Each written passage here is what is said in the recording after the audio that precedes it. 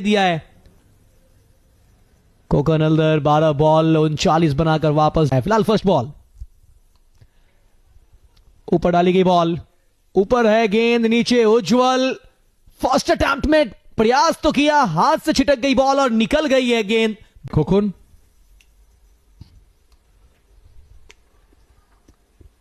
চেষ্টা ছিল ক্যাচের, কিন্তু বল খোকন স্ট্রাইকে।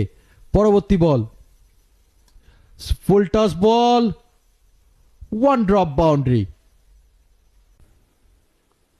ओवर की आखिरी बॉल ऑन साइड पे खेला है, तेज शॉट है, ये निकल जाएगी।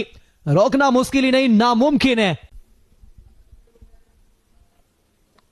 বলতেই বলতে বল খোকন হালদার কিন্তু পাঠিয়ে দেবে সরাসরি মাঠের বাইরে। Welcome 6, welcome. फील्डर्स मौके पे चौका लगाइए, रिवर्स ऊंची गई है, दूरी भी है, 6 की मंजूरी है। आ चुका है छक्का खोकन हल्दर के बल्ले से। टीम के लिए सबके लिए शुभकामनाएं।